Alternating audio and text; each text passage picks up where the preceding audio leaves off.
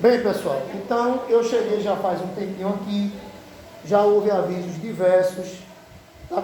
A gravação já está iniciada, e o que é que nós vamos fazer? Nós vamos dar continuidade a essa ficha. Para o pessoal que está no ensino remoto, vai receber isso aqui pelo WhatsApp. Então, eu vou postar uma aula que eu gravei aqui nesta sala, eu vou postar uma aula que eu abordei o início e parei aqui na segunda coluna. Foi uma aula. Esta aula de agora vai ser a segunda coluna e uma continuidade que eu vou dar aqui no quadro. Só para a gente fazer um link e também um aviso, essa ficha foi disponibilizada via WhatsApp, tá? Foi colocada no grupo. Quem está vindo no presencial recebeu impressa, quem está no remoto está lá no WhatsApp. E lembrando que esses textos aqui são públicos, são textos que estão na internet. Muito bem. A aula que eu vou postar, que já foi dada aqui, mostrou quase todo esse trecho, que a gente vai terminar agora, de uma obra chamada Tratado, está escrito aí, ó, Tratado da Terra do Brasil, escrito por Pero de Magalhães. Esse tratado foi uma obra enviada por Pero de Magalhães para o príncipe Dom Henrique. Por isso que ele fala aí direto em Vossa Alteza. Ele está mandando para o príncipe, o filho do rei português. E ele está levando informações, ele está dando informações sobre a nossa terra. É por isso que essa obra se insere em um grupo chamado Literatura Informativa. Nesse trecho que nós lemos, o que é que nós vimos? Primeiro, muita bajulação. Era uma forma normal, era uma forma tradicional naquela época de se referir a um monarca. Você vai se referir a um rei, você vai se referir a um príncipe, a uma rainha, a uma princesa, a um imperador, lá naquela época. Hoje ainda tem muita formalidade. Você não se refere a um presidente assim, ei, tu aí, governador, vem cá. Tem uma formalidade, chama de Vossa Excelência, chama de Senhor, tem toda uma formalidade. Naquela época as formalidades eram maiores. É por isso que às vezes, não está aí não, viu? Não está aí não, está na Carta do Achamento do Brasil. Sabe como é que Pero Vaz de Caminha termina a Carta do Achamento do Brasil? Dizendo assim, beijo as mãos de Vossa Majestade. Olha como ele se despede do rei na Carta do Achamento do Brasil, dizendo que beija a mão do rei, como se ele estivesse pessoalmente se despedindo, né, dando a mão ali e dando um beijo aqui em cima da mão do rei. Fechando a carta, fechando a correspondência, ele faz isso, esse gesto de exaltação. Então, nessa primeira parte, nós vemos muita bajulação, muita exaltação, que para nós aqui é estranho, mas naquela época eles tinham essa formalidade. Aqui também nós vemos que ele se coloca como uma forma muito humilde. Olha, eu sou um pobre vassalo, eu sou o seu servo, eu sou muito humilde, eu sou pobrezinho, o senhor é muito alto, o senhor é grande demais, o senhor é maravilhoso, eu sou um pobre coitado. Ele diz mais ou menos assim, aqui nesse trecho que nós lemos. E ele começa a dar algumas informações sobre a terra recém-descoberta, sobre o nosso Brasil. No trecho que nós lemos, quais foram as informações que ele deu? Primeiro, que a terra é abundante, ou seja, veja, a gente sabe que o nosso Brasilzão, me permitam aí colocar esse aumentativo, esse nosso Brasilzão, eu acho que deve ser o quarto ou o quinto maior país do mundo.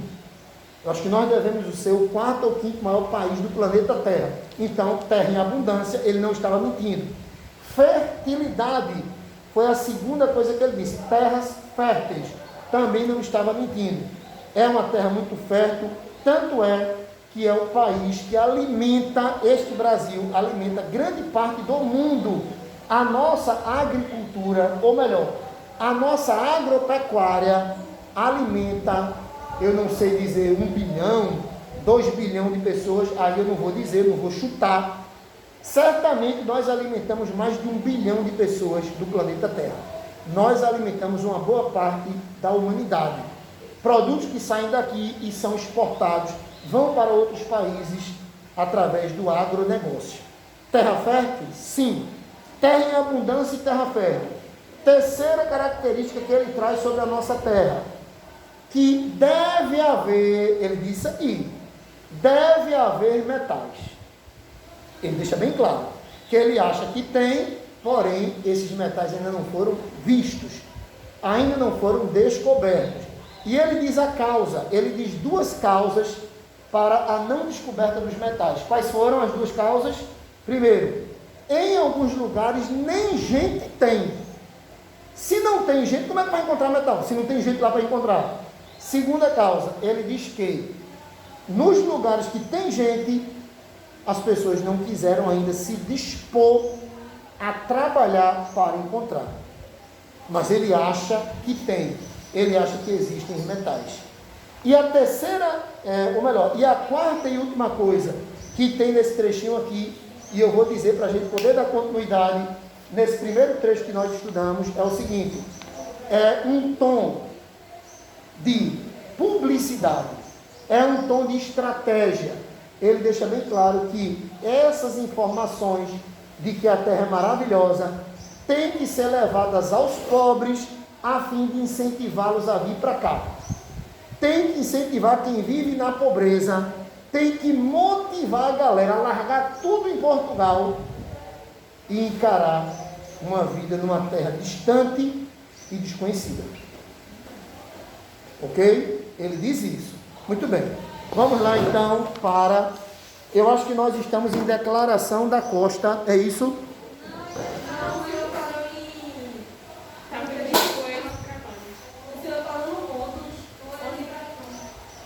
Eu parei onde tem...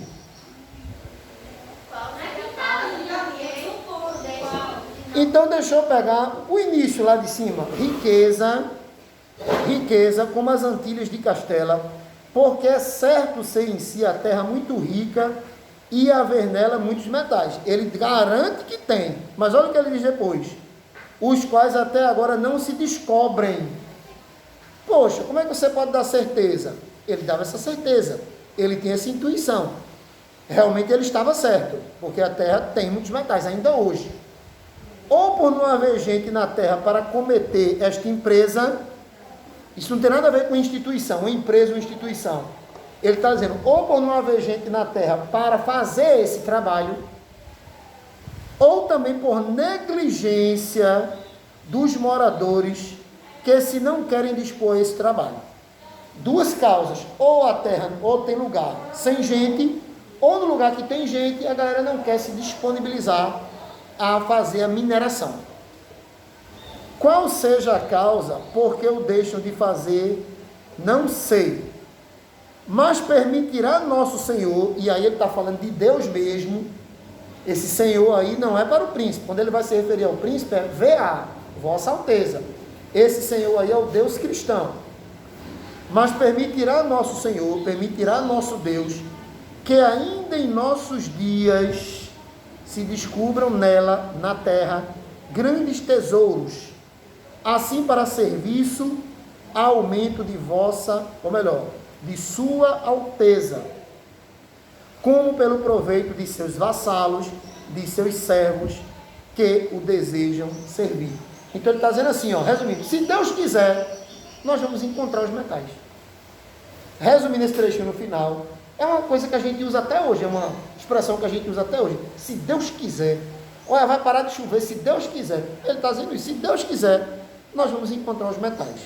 Vamos agora continuar para a última parte desse trecho que eu trouxe. Declaração da costa. O que é a costa? É a região de interior ou litorânea? A costa é a região litorânea. Então ele agora vai falar um pouco sobre a região litorânea. Acompanhe comigo. Esta costa do Brasil está pela parte do ocidente.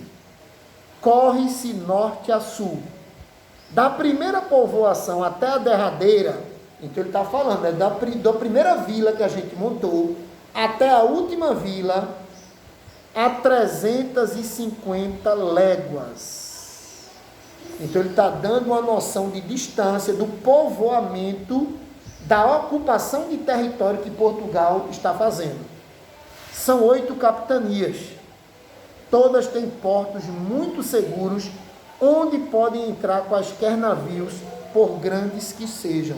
Vocês entenderam isso? Porque esses 8 portos são seguros? Porque são profundos. Porto seguro, um porto seguro para um navio grande, é aquele que tem uma profundidade, porque o navio, quanto maior ele é, maior é o seu casco, mais profundo é o seu casco. Existem navios, atenção, existem navios muito grandes que são proibidos de fazer atracamento no porto do Recife. Eles vão para Suape, porque lá em Suape a profundidade é maior. Se eles vierem atracar no Recife, vão ficar encalhados. Certo? Então ele está dizendo que é seguro porque é profundo.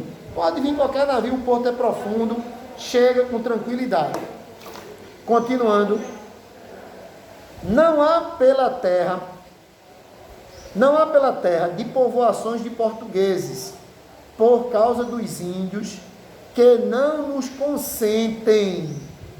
Olha só, está dizendo que as povoações de portugueses não são muito dentro da terra, porque os índios não permitem. Vocês viram isso, né? Quer dizer que os portugueses estão mais na costa, eles estão mais perto da praia. Eles não adentraram muito, porque não tiveram o consentimento, a aprovação, a autorização indígena. Pelo socorro e pelos tratos do reino, lhes é necessário estarem junto ao mar para terem comunicação de mercadorias. E por este peito vivem todos junto da costa. Gente, esse finalzinho aí, passou um pessoal ali, vocês olharam, tal, escuta. Ele está dizendo que os portugueses estão junto da costa por 2 motivos. Primeiro, ir mais para o interior os índios não permitem. E segundo, o segundo motivo que ele diz, os portugueses precisam estar perto da costa, porque é ali que eles vão receber as mercadorias. Está dizendo aqui. É junto da costa que chegam os navios, lógico, né? E eles vão precisar travar esse contato com o pessoal que chega com... Aí devia chegar com roupa, devia chegar com remédio, devia chegar com uma série de coisas das quais eles precisavam. Essa parte que a gente leu foi um trecho do Tratado da Terra do Brasil, de Pero de Magalhães. Nós vamos ler agora um trechinho bem menor, é esse segundo aqui, ó. Deixa eu colocar aqui para quem está em casa, esse segundo trechinho aqui, pequenininho, ó. Nós vamos ler uma obra que também faz parte da literatura informativa, chamada Tratado Descritivo do Brasil. Se é um tratado descritivo do Brasil, eles vão descrever o que mesmo? O Brasil, isso é óbvio, literatura informativa. Vem comigo e vamos ler esse trechinho de Gabriel Soares de Souza. É esta província, está falando do Brasil, muito rica de que, gente? De mantimentos. Olha o que ele está dizendo. Está dizendo uma coisa boa sobre o nosso país. Que aqui é um país riquíssimo em mantimentos, de muita substância e menos trabalhosos que os de Espanha. Quer dizer que para plantar, para produzir aqui, dá muito menos trabalho do que nas terras da Espanha. Nessa terra de Portugal, em se plantando tudo dá. É fácil trabalhar aqui através da produção de mantimentos diversos. É fácil, muito mais fácil do que nas terras ocupadas pela Espanha. Dão-se nela, está falando nela, é na terra brasileira, dão-se nela muitas carnes, assim naturais dela, como das de Portugal, e maravilhosos pescados. Vocês gostam de frutos do mar? Eu adoro. Eu adoro. Infelizmente é caro, né? Camarão é caro, lagosta é caro, né? Polvo. Lá você só comeu uma vez. Eu devo ter comido umas 4 ou 5. E eu tenho mais que o dobro da sua idade, então comi pouco também. Eu comi umas 4 ou 5 vezes, 5 no máximo, porque é caro. E são pescados maravilhosos. Ele mesmo está dizendo aqui, ó.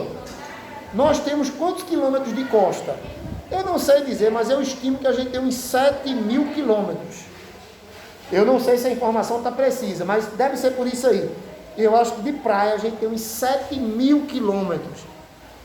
Se a gente não tivesse bons pescados, alguma coisa estaria errada, não é? Continuando. Onde se dão melhores algodões que em outra parte sabida, e muitos açúcares tão bons como na Ilha da Madeira. Meu irmão, quer dizer que essa aqui é um lugar maravilhoso. Bons mantimentos, boas substâncias, boas carnes, bons açúcares, bons algodões, bons pescados. Que beleza, hein? Que maravilha. Tem muito pau de que se fazem as tintas. Como assim? Ele está dizendo que tem muito pau aqui de que se fazem as tintas. Aquela moça ali podia explicar para a gente o que é que ele quis dizer com isso. Pode ser a menina que está ao seu lado. Porque ele quer dizer que de algumas madeiras eles extraíam uma seiva, eles extraíam um líquido e dali dava para fazer tintas. Os índios já faziam isso, né? Os índios já faziam isso, eles extraíam uma seiva, um líquido, um caldo, vamos chamar assim, para fazer as tintas, beleza? Em algumas partes dela, da terra, viu? Em algumas partes dela da terra, se dá trigo, cevada e vinho muito bom. E em todos os frutos e sementes de Espanha, do que haverá muita qualidade, se sua majestade, é uma carta que está sendo mandada para o rei, se sua majestade mandar prover nisso, com muita instância, e no descobrimento dos metais que nesta terra há, porque lhe não falta ferro, aço, cobre, ouro, esmeralda, cristal. Vocês estão entendendo esse finalzinho? Foi um pouco... Tem a palavra instância, não é? Tem aí uma forma de escrever que às vezes a pessoa não entende na linguagem atual. Ele está querendo dizer que se o rei empreender esforços, se o rei se esforçar em explorar a terra, vai acabar encontrando isso que está aqui: ferro, aço, cobre, ouro, esmeralda, cristal. É uma previsão, é o que ele acha, é uma expectativa. Se o rei investir nisso, se o rei mandar a galera se esforçar nisso, esses materiais serão encontrados na visão desse escritor, que é o Gabriel Soares de Souza. Vamos lá. Primeira coisa que vocês têm que saber, eu já disse, vou repetir rapidamente. Isso aqui serviu para incentivar pessoas a virem para cá. Segunda coisa, tem muita exaltação da nossa terra. E eu vou colocar agora uma coisinha, eu vou colocar aqui no centro do quadro, para dar para todo mundo ver. Eu acho que todo mundo vai conseguir ver. Vá. Existe uma coisa chamada, olha só, pessoal. Opa, já estava escrevendo aqui errado. Olha aqui. Olha, pessoal. Que danado é isso aí? Que bexiga é? Deixa eu ver se está filmando aqui direitinho. Tá bem no centro ali da câmera. Visão edêmica. Pronto, eu vou explicar. Vocês vão entender rapidinho. Quando eu botar a palavra primitiva, vocês vão entender rapidinho. Visão edêmica. Vamos lá. Eles tinham, nessas obras, eles vão passar uma visão edêmica do Brasil. O que seria ter uma visão edêmica do Brasil? Vou começar dando pistas. Seria ter uma visão negativa ou uma visão positiva? Uma visão positiva. Então, de onde vem a palavra edêmica? A palavra edêmica vem da palavra Éden. Na Bíblia, o que é o Éden? Não é o paraíso, onde vivia Adão e Eva. Quando você lê lá na Bíblia, falando sobre o jardim do Éden, isso está no Velho Testamento, a gente está falando da Bíblia, a Bíblia Sagrada. No Éden, era um paraíso, Adão vivia lá com Eva, não faltava comida, não faltava provimento, eles viviam lá na tranquilidade, o contato com a natureza. Pois bem, existe uma visão edêmica. Eles falam do Brasil como se aqui fosse um paraíso. Eles descrevem o Brasil como se aqui fosse um jardim do Éden. E de fato, ainda hoje é um país maravilhoso, com belas paisagens. Imagina naquela época. Ainda hoje a gente tem uma flora rica, uma fauna maravilhosa, um clima muito bom, paisagens lindíssimas, belíssimas. Imagina naquela época que o homem não tinha destruído nada ainda, hein? Então, essas obras da literatura informativa, elas apresentam uma visão edêmica. Falam como se fosse o jardim do Éden, falam como se fosse um paraíso, falam como se fosse um local perfeito. Gente, terminando aqui esta ficha, Alguma dúvida até agora? Alguma pergunta? Se vocês não tiverem, eu vou me levantar e nós vamos falar sobre literatura catequética. Lembrem-se, estamos falando sobre literatura informativa.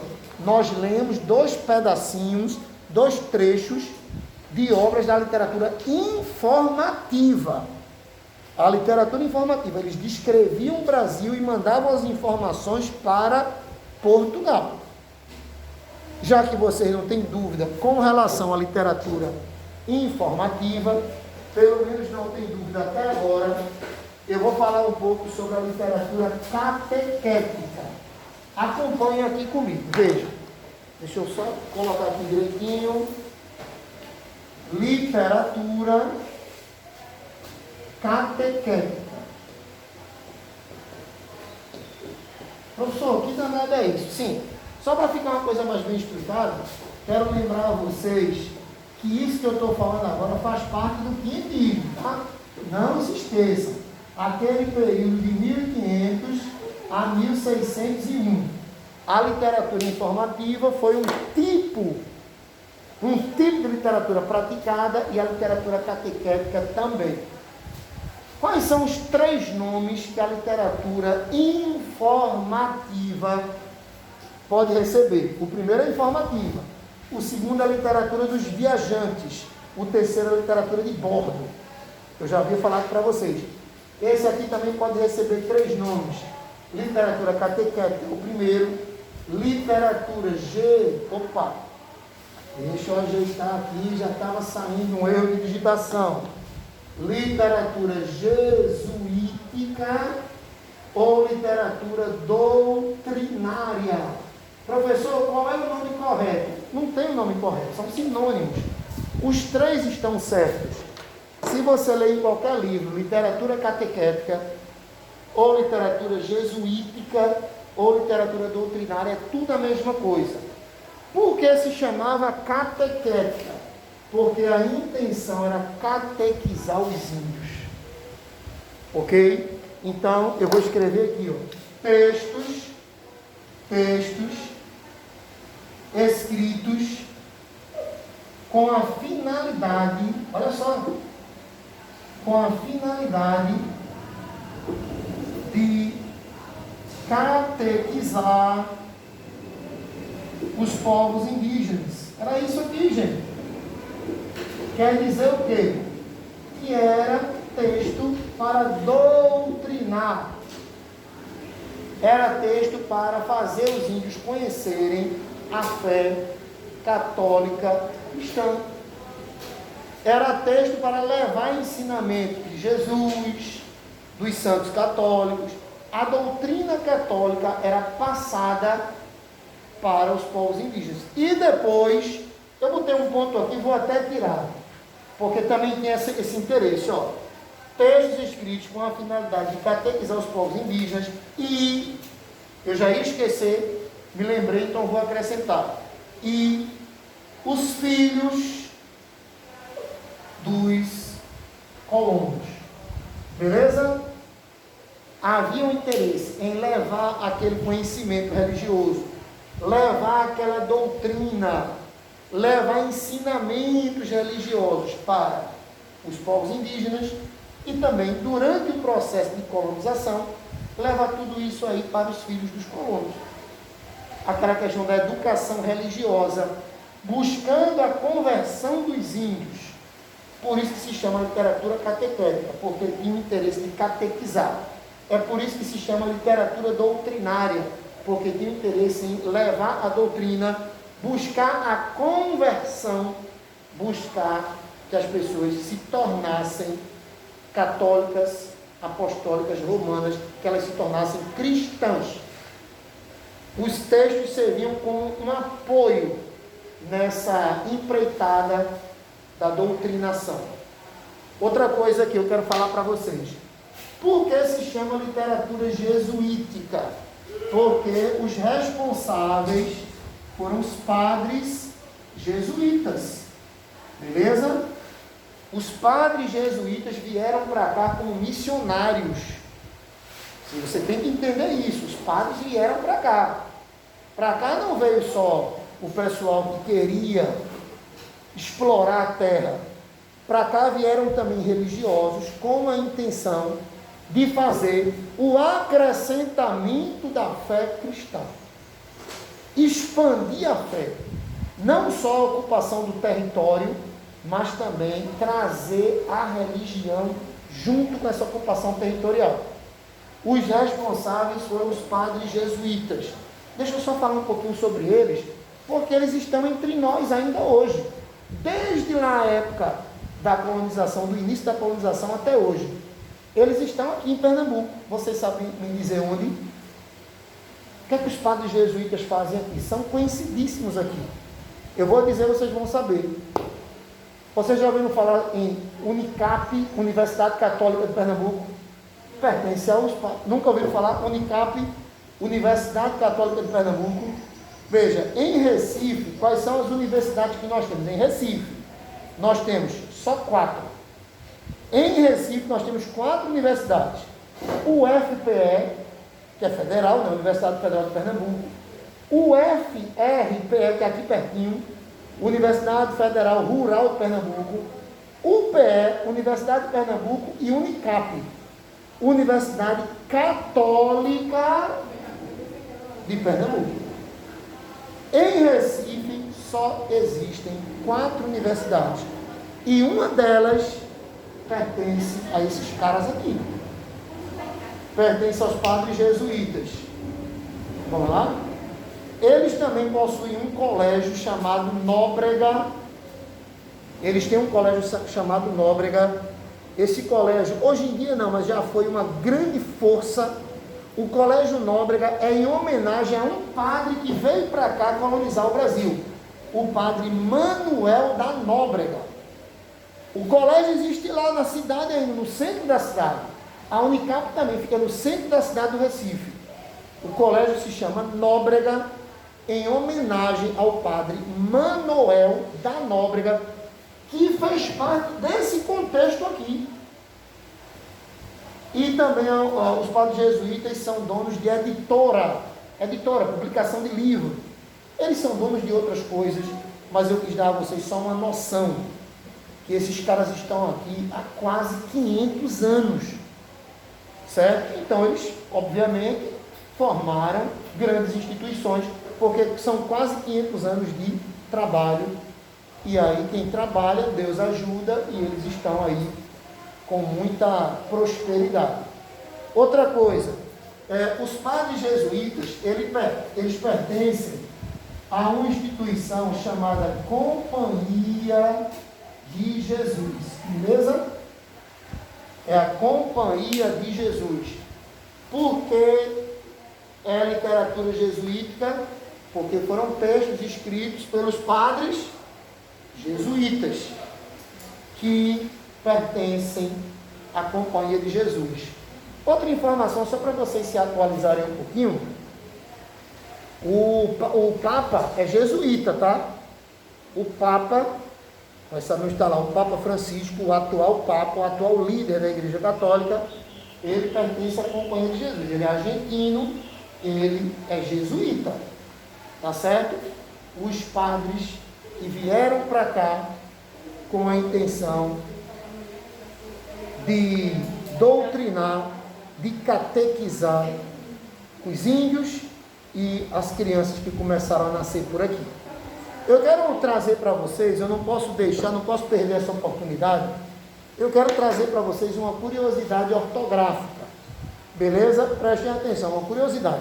É bom sempre aproveitar todos os momentos para trazer uma curiosidade aqui para os alunos. Vejam, dá uma olhadinha aqui. Vou parar a literatura para falar um pouco sobre ortografia, mas é aproveitando o que está no quadro. Vejam aqui essa palavra, dá uma olhadinha nessa palavra, catequética. Agora vejam essa palavra aqui. Eu vou falar sobre elas daqui a pouquinho, mas antes vejam uma aqui comigo. Por que a palavra, o verbo avisar é escrito com S? Por que o verbo avisar é escrito com S? Porque vem da palavra aviso. Ó, aviso é com S Avisar fica com S também. Presta atenção. Porque pesquisar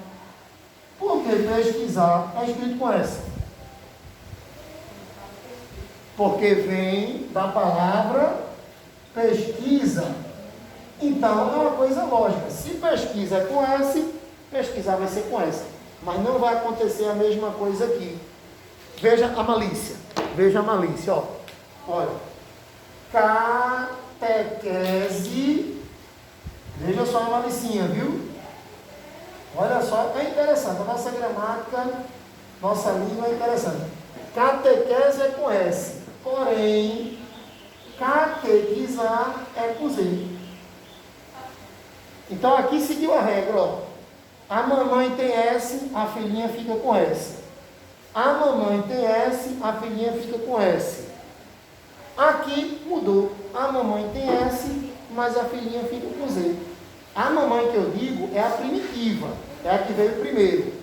A filhinha que eu digo é a derivada, é a que veio depois. Geralmente, quando a primitiva tem S, a derivada fica com S. Quando a primitiva tem S, a derivada fica com S. Mas aqui não seguiu a mesma sistemática. Não seguiu a mesma regra. Anote isso. Catequese é com S, catequizar mudou, é com a letra Z de zebra. Bem, gente, olhando para o quadro, eu tenho só mais uma ou duas informações para poder parar ali a filmagem. Alguma dúvida, alguma pergunta? Tem certeza? Então vou colocar as duas informações. Já que eu escrevi aqui padres jesuítas, eu vou escrever, não sei se vai pegar ali, o nome de um padre que foi destaque. Esse padre aqui foi destaque, José de Anchieta. Ele foi um grande destaque, ele é autor de vários textos da literatura catequética. E o outro que eu já falei o nome dele, vou botar de novo, é o Manuel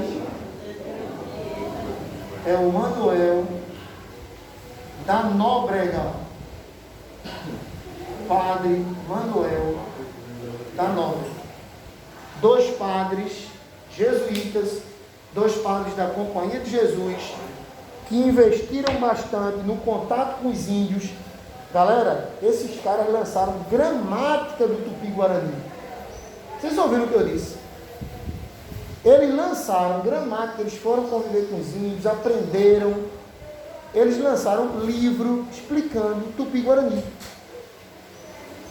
Porque para ele poder catequizar o índio, ele teve que conhecer o índio, conhecer sua língua, conviver. Então foram caras que vieram para cá como missionários e fizeram um trabalho importante para a Companhia de Jesus, para a Igreja Católica. Fizeram um trabalho importante de catequização. Olhando aí para o quadro, alguma pergunta, alguma dúvida, algum detalhezinho? Não? Se tivesse dúvida, eu iria aproveitar de vocês para responder enquanto está gravando. Porque aí a galera já ia em casa ouvindo a pergunta e a resposta. Se não tem dúvida, eu vou parando aqui a gravação por hoje, nesta sexta-feira.